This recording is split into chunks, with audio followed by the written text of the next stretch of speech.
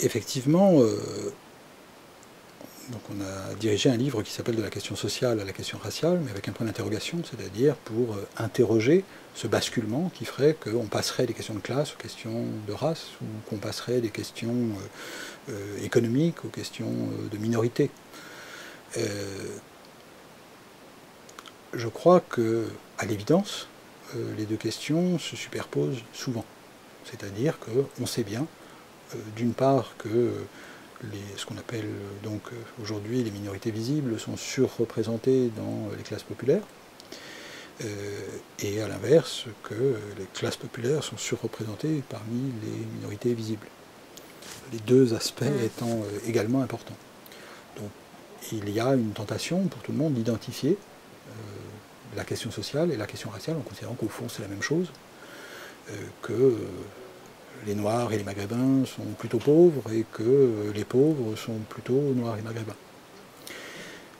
Je crois qu'on a intérêt en même temps à ne pas voir les choses de manière aussi simple, même s'il y a une certaine vérité statistique de ces deux propositions. Et je crois qu'on a intérêt à penser les deux questions séparément pour pouvoir les articuler. C'est-à-dire qu'il ne s'agit pas qu'une question cache l'autre, mais qu'au contraire, on puisse voir les deux questions à la fois. Alors ça veut dire, d'abord, me semble-t-il, qu'on ne peut pas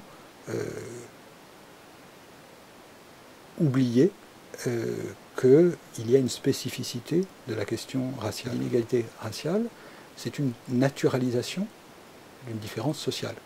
C'est-à-dire qu'on considère que c'est comme ça parce que c'est dans la nature des choses. C'est inscrit dans le corps des gens. Donc il me semble que les questions de discrimination, elles sont différentes des questions d'inégalité économique parce qu'elles apparaissent comme naturelles. Il paraît naturel que les femmes dans notre société occupent certaines positions. Il paraît naturel que les homosexuels ne se marient pas. Il apparaît comme naturel que les Noirs ou les Arabes aient certaines fonctions. En gros, pourquoi est-ce que les Noirs seraient davantage des agents de sécurité? C'est qu'on a l'impression que ça leur va bien.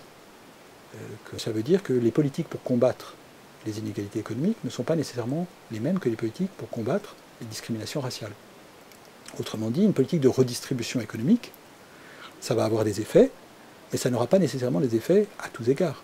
Et en particulier, ça ne va pas nécessairement compenser la discrimination à l'embauche pour des gens issus des minorités visibles qui sont diplômés. Pour cela, en fait, on ne sera pas dans une logique de redistribution.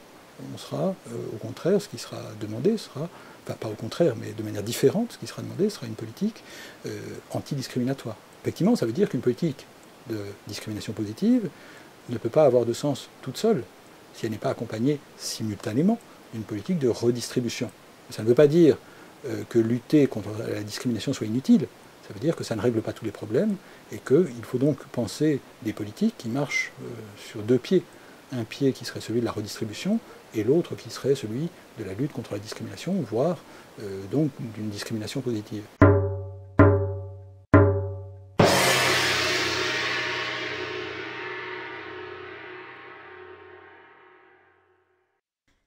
Je suis plus intéressé par le fait de penser l'ensemble de ces questions et donc de m'attacher à ce qu'elles ont de commun.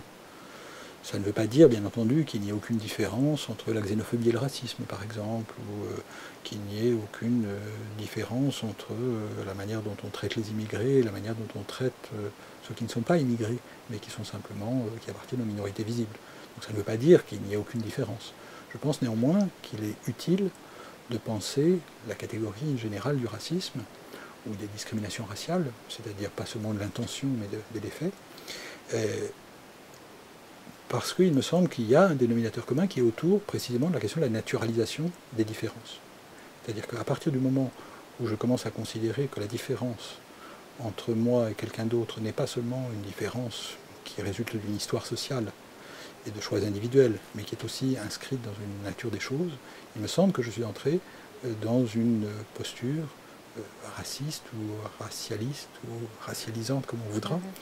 Et donc je crois que là, il peut y avoir quelque chose d'intéressant. Pourquoi? Parce que par exemple, je crois que ce qui se passe aujourd'hui autour de l'islam en France, ça n'est pas du racisme au sens classique, puisqu'il s'agit de religion. Un racisme sans race. Mais il me semble qu'effectivement, c'est aujourd'hui très souvent un racisme sans race, c'est-à-dire qu'il me semble il y a un intérêt à penser cela sous la forme du racisme ou sous la forme d'une question raciale, alors même que, à juste titre, on pourra dire qu'il s'agit d'islam et non pas, donc de religion, et non pas de race. Donc par exemple, tous les débats autour du terme islamophobie sont piégés par cette question, c'est-à-dire est-ce qu'on parle de religion et donc de laïcité, ou est-ce qu'on parle de discrimination, voire de racisme? Je crois pour ma part que s'il ne faut pas négliger le fait qu'il y a une spécificité religieuse dans ces questions, il y a néanmoins un élément qui fait que, pour reprendre cet exemple, lorsque Nicolas Sarkozy parle d'un préfet musulman, eh bien, ce que nous entendons tous, me semble-t-il, c'est pas le fait que ce préfet ira à la mosquée. C'est le fait qu'il a une tête de maghrébin. Je crois que c'est cela que nous entendons, tous. Et donc, il me semble que musulman est ici un euphémisme pour qualifier autre chose, et qui néanmoins, bien sûr, joue sur toutes les résonances que peut avoir la question de l'islam aujourd'hui en France.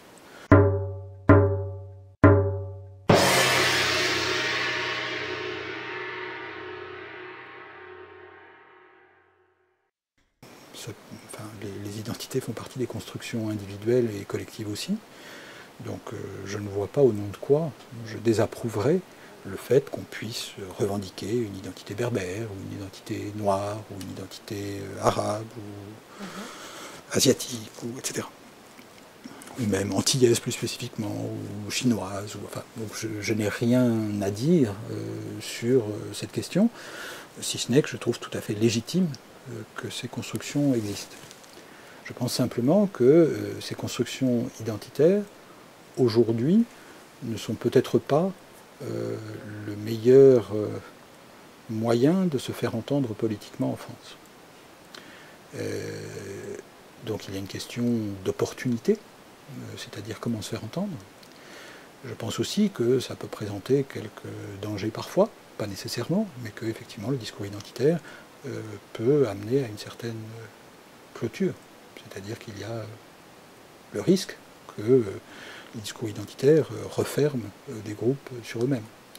Donc, pour être clair, je pense que les discours identitaires aujourd'hui ne sont pas nécessairement les fondements les plus sûrs d'une politique minoritaire. En revanche, je pense que les politiques minoritaires peuvent tout à fait jouer d'autres cartes. Donc il me semble qu'il ne s'agit pas de dire que les mouvements minoritaires devraient se couler dans une rhétorique universaliste qui effacerait qui ils sont. Je crois que précisément les mouvements minoritaires posent des questions qui sont fondées sur une appartenance, mais cette appartenance n'est pas nécessairement identitaire. Par exemple, je me suis intéressé au CRAN, le Conseil représentatif des associations noires, parce qu'il me semblait intéressant que ce mouvement se définisse comme noir, sans pour autant, me semble-t-il, que cette définition soit identitaire. La question n'était pas nécessairement d'une culture commune, n'était pas nécessairement d'une origine commune. C'était plutôt celle d'une expérience commune. Et cette expérience partagée, c'était celle de la discrimination. Une efficacité particulière à interroger, non pas du point de vue d'une identité, mais du point de vue de ce qui organise la société. Parce que poser des questions sur la discrimination, c'est poser des questions sur la société.